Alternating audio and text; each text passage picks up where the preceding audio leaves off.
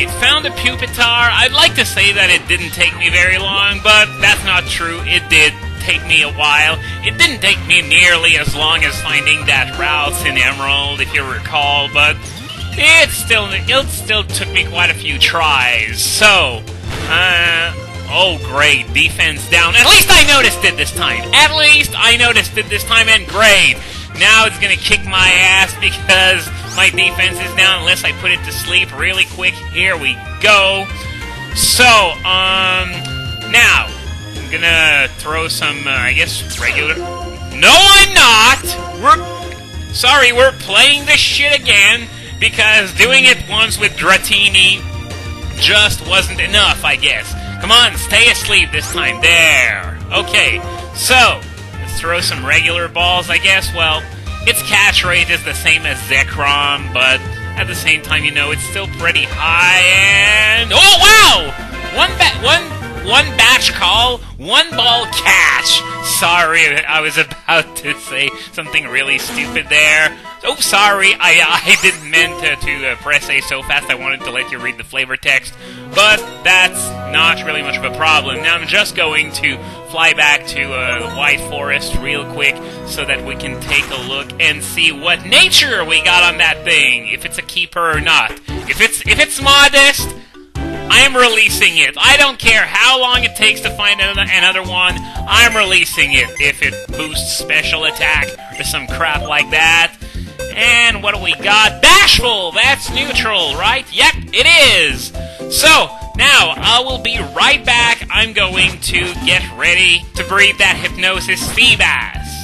Alright, we're on Route 3 at the daycare. So, what I'm going to do, I'm just going to take my Feebas and my Hypnosis Poliwag and breed them.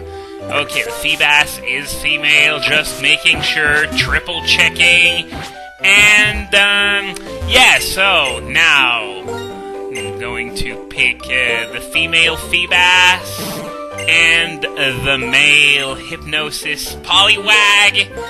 And, alright, have sex now!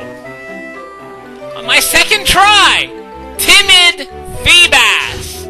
That is one of the best natures that I could possibly find. I think modest might have been better, but timid, I'm definitely not gonna spit on that. Considering the nature of the post-game in this game, the extra speed could potentially have some very interesting applications. So, now, as I said before, evolving Feebas requires the use of, the Prism Scale, and to get one, you have to talk to this guy here. So, no, I don't have a villain, Undella. I don't know where he got that idea, but anyway, we got a Prism Scale, which I'm going to attach to Feebas, and then I'm going to send the save file to my contact. I don't know if he wants to be named or whatever. I'm just not going to take any chances.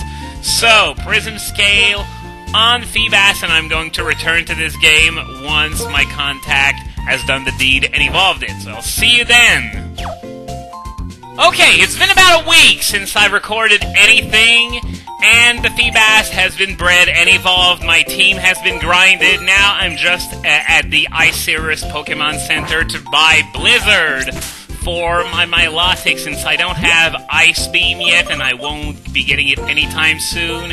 So I'm gonna make do with Blizzard. I mean, sure, it's got accuracy problems, but it's still better than just about any alternative. So Bulldoze was my filler move until then, so I'm going to get rid of that in favor of Blizzard. Now, as I don't know if I've said that before, but first we're going to be taking on the Sports Domes one last time. However, there's a catch. I'm going to be out-leveled for just about every Pokemon I'm going to fight there. And on top of that, 2/3 of my team basically don't have any EVs aside from in HP because of all those Audinos I fought. So it seems like we're going to be playing some fake injury ball today. So, let's get started. We got those two cheerleaders over there, and I don't remember what each trainer has off the top of my head, unfortunately, so I could be starting with a very bad matchup in, well, just about every fight. Two Swannas! I have Zekrom in the lead, so that's okay, but Mienshao is not a good matchup at all. And you know what?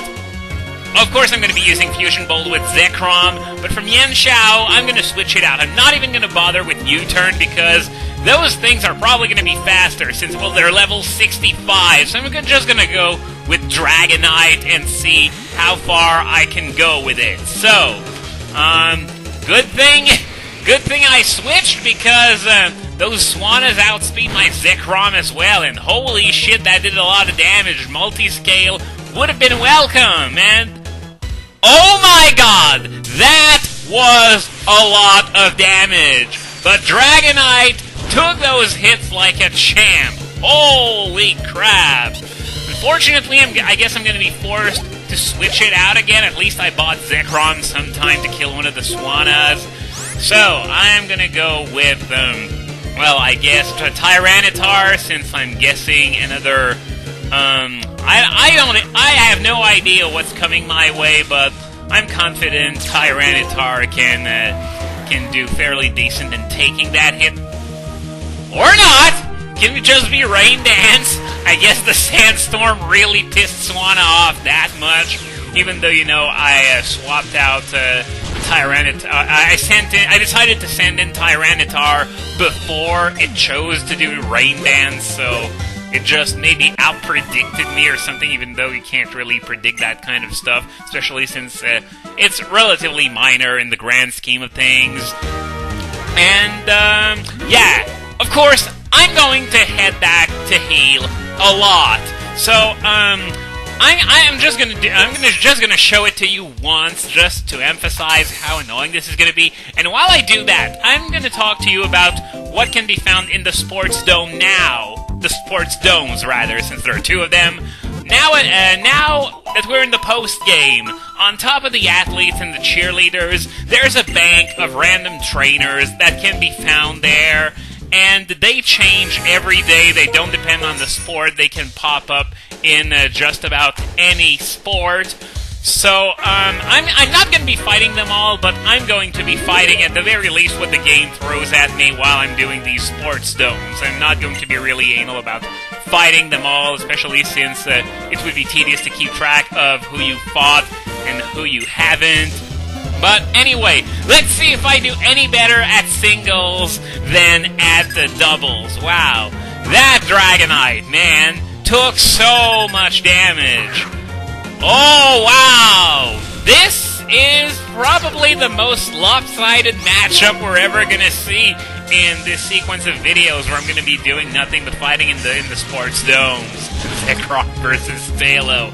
Oh my god. Now, what's next? Just watch it be a Scizor or some crap Sneasel? Well, that's my cue to send Yan Xiao out. Because, well, quadruple weakness to fighting and all, it would be a fool not to exploit it. I'm going to go with Drain Punch just because Sneasel is pretty fast. Yep. I figured it would outspeed me, even though, Yan Xiao, unlike the rest of my team, putting aside Lilligant, actually has some EVs. Maybe not all topped out because it's not been on my team for that long, and Liepard, once again, will be Yan Xiao's bitch nasty plot.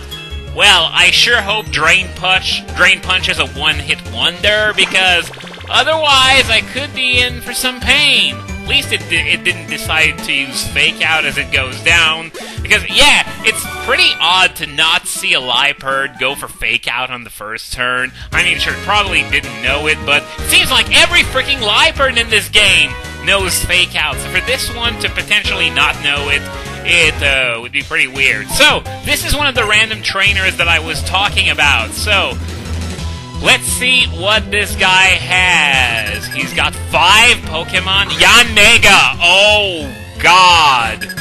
Well, at least Zekrom is at an advantage with Fusion Bowls.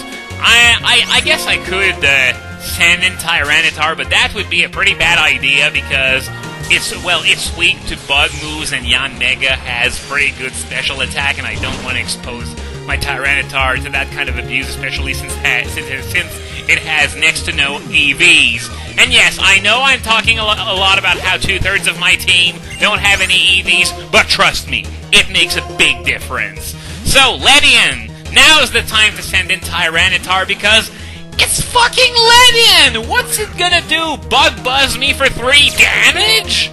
Seriously, this thing sucks. Badly. Double Edge. Of all the moves it could have used, Double Edge was its best, presumably. It's pretty telling of, just how much Ledian sucks in general, and this one in particular, and I even got a critical out of Stone Edge when I didn't need it. Cricketune might actually land a hit. It's a bit better than Ledian, I guess, but not by much. At least this one decides to use Bug Buzz for 82 damage. Thank God for that Sandstorm boost, otherwise it would have hurt a bit more. It would have been sort of a shame to have Tyranitar go down to a Cricketune. Scizor! Okay. Well, I'm gonna go with, I'm gonna trust the Uber, because why not? I don't have any fire on my team, so my only way to go about beating it would be with strong neutral hits, such as Zekrom's Fusion Bolt. And it's probably not going to be a one-hit KO because that thing is sturdy as hell. At least it's going to be barely a 2-hit KO. It would have sucked if it just barely was not. But anyway, that Swords Dance is going to be all for nothing because, well, it's gonna die unless I get a crazy low damage roll, which isn't the case. Scizor goes down. And what's its last Pokemon? Probably another bug. Scolipede! Now, for this one, you know what? I'm feeling like going with Zekrom simply because it has Fly, and it's pretty much the safest thing that I can... Unless it decides to use Toxic, in which case my decision to use Fly backfires since I'm taking even more poison damage this way. Should have gone with Zen Headbutt, but I guess there was no way to know that it would use Toxic on me. So, Scolipede just barely lives. At least I've been warned. I'm going to finish it off with... Oh, you're right. I forgot about the Sandstorm. Even though it's been hitting me every turn, I sort of forgot that it would hit Scolipede too, I guess. I was about to say I'm going to finish it off with Zen Headbutt, but anyway, I think we got time for one more trainer. You know what? I don't care if Zekrom is poisoned. I'm at least going to use it as the lead in this fight, and I'm probably going to be pulling it out as soon as I kill whatever this guy leads with. Swanna!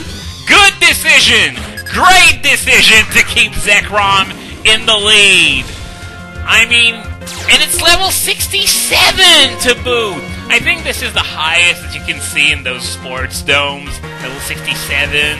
So when I said that I was going to be out-leveled the whole way through and probably well into the rest of the post-game, I was not kidding! So, Swanna goes down, of course. Thanks for the healing from the Shell Bell. And some poison. Kecleon. That's my cue to send in Yan Shao to abuse the only weakness Kecleon has. By the way, something that I want to tell you since we're coming up on the time limit is that I'm going to be recording these videos by sports, not by 15-minute segments. So while this is probably the last fight you're going to see for today, I'm going to be recording the rest of the trainers that are here today, and then I'm going to stop and I'm going to fill the remainder of that next video the next time I record. So now's the time for me to head back and heal, and I will see you next time.